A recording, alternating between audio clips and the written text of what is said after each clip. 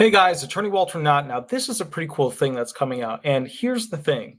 Historically, I know when Social Security benefits, in the most part, retirement benefits here, started to get taxed if you earned with other sources of income above a certain threshold. Please remember to like, subscribe, leave 5-star reviews, all that stuff. Now, with that said, I want to go ahead and just go through this real quick because I think this is incredibly important. In politics, you know how Democrats are always putting in new bills, tax people, paying for the IRS to double, triple in size, etc., to go ahead and be able to do more audits and come after you for more taxes. And Republicans are always against new taxes. Republicans are against new taxes, but they're always ready and willing to keep the taxes that are already there. Whereas this Democrat is actually trying to get rid of what I believe is one of the most unfair taxes in the game. Let's go through real quick. This is an article from Go Banking Rates. Social Security taxes could be eliminated by proposed You Earned It, You Keep It Act.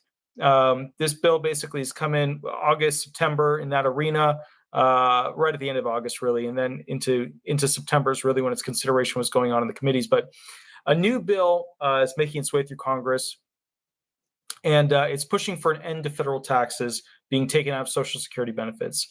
Starting in 2023. Okay, so around the corner. Proposed by Rep. Angie Craig, Democrat, Minnesota, the You Earned It, You Keep It Act would eliminate federal government taxes on Social Security payments. Social Security is a promise we have made to the American people. This is her quote. If you work hard and play by the rules, the dignity of a secure retirement will be within your reach. Craig shared in an August 16 statement on her website. She added that this move would allow seniors to keep the benefits they rightfully earned after decades of working and contributing to the American economy, which is the whole point of retirement, right?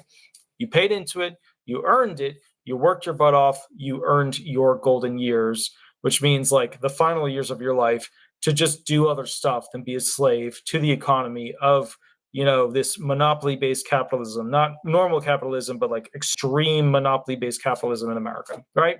Craig also argued that the enactment of this legislation would be a solution to help combat rising inflation for those living on fixed incomes.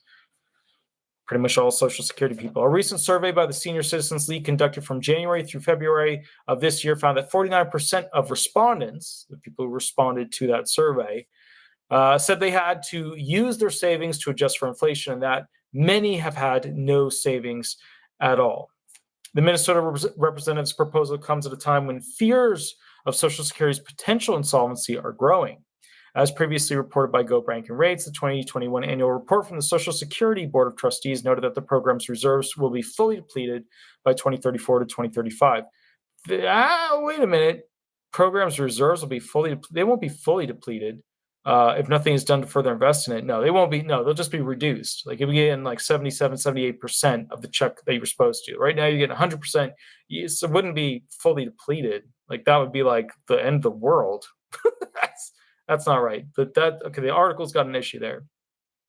You Earned It, and You Keep It Act could prolong Social Security solvency, but increase taxes for high earners. Craig's proposed act recommends paying for the revenue deficit caused by removing taxation from Social Security benefits by raising the cap on relevant combined RSDI, which is basically the trust fund for disability insurance and retirement taxes for everyone earning more than $250,000 annually per a press release.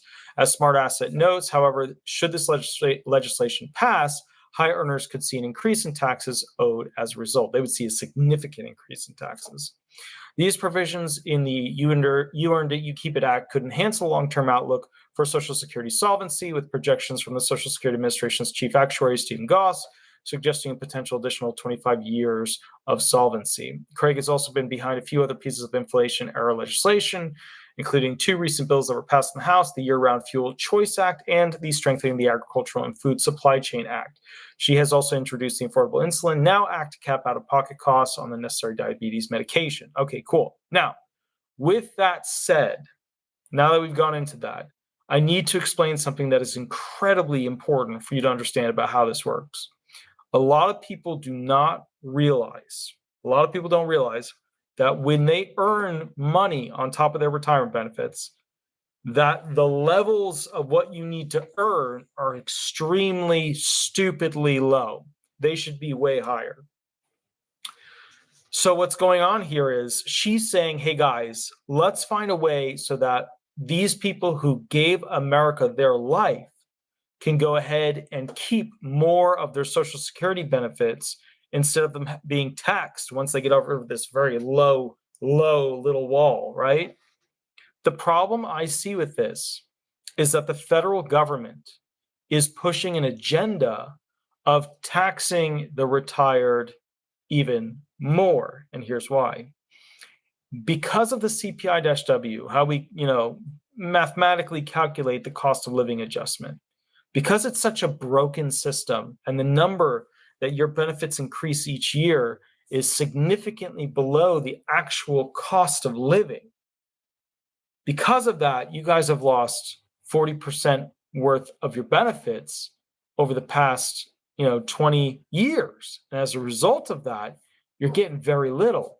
So the problem here is that the government has a history of charging you guys more by giving you less, by changing how they calculate how much your benefits should increase.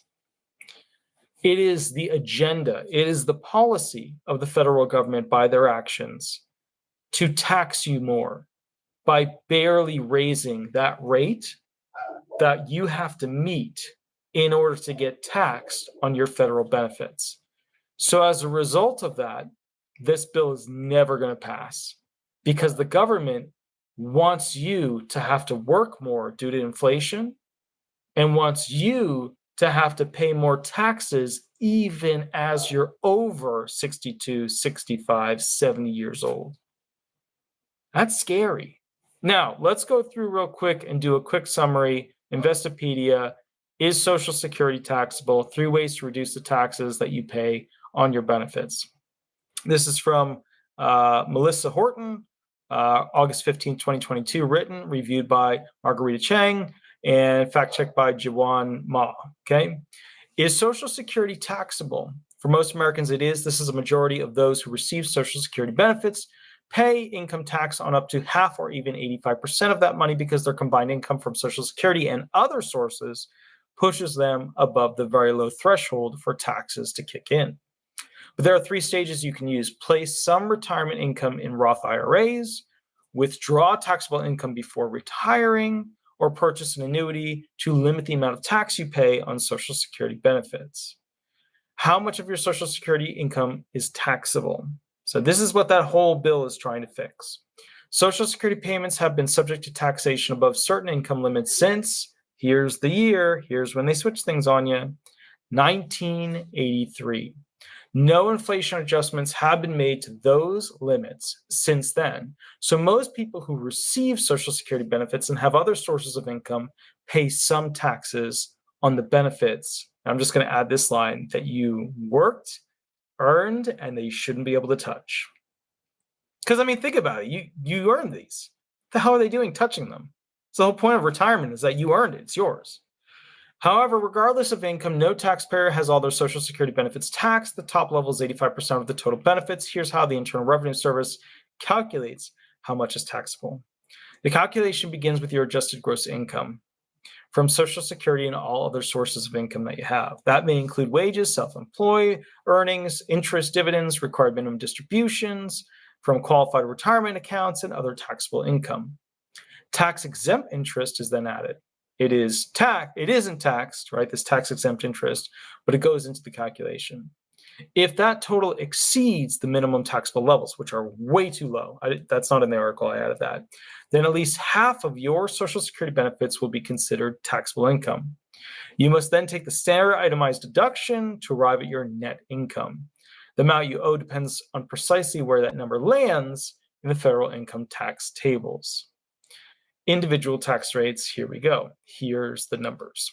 Benefits will be subject to tax if you file a federal tax return as an individual, and your combined gross income from all sources is as follows. From $25,000 to $34,000, you may have to pay income tax on up to 50% of your benefits. Now, if you ask me, if you're earning $25,000 to $34,000, right, and that's like, benefits will be subject to tax if you file a federal tax return as an individual, combined gross income, right? So if your combined gross income from all sources is more than $25,000 to $34,000, which is essentially pretty much poverty. It's with inflation, it is poverty, right? So from 25,000, 35,000, you may have to pay up to 50% of income tax on your benefits. That's shit. That is shit. More than 34%, like a lot of people, up to 85% of your benefits may be taxable. The IRS has a worksheet that can be used to calculate total income taxes due if you receive Social Security benefits. All right.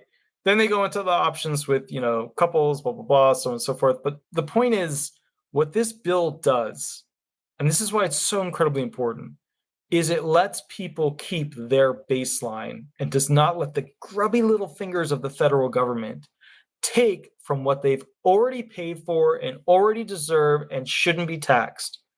I mean, think about it. When you're paying your FICA tax, your Social Security tax, your payroll tax, did you know that even though you're paying that, they can remove a portion of it once you're retired? Because if you earn too much, which is like poverty, if you earn poverty levels, then basically they have a right to tax it. In my opinion, the government has had way too much control and way too much power and way too much of our money for way too long. Anyways, guys, I'll catch you a little bit later. Please, if you like the content, remember to like, subscribe, leave 5-star reviews. I'm going to put the little 5-star review tag into the section here. And basically, I'll catch you a little bit later. I might do another video, but have a wonderful, wonderful night. Thanks so much. Bye-bye, guys. Bye-bye. All right, here we go.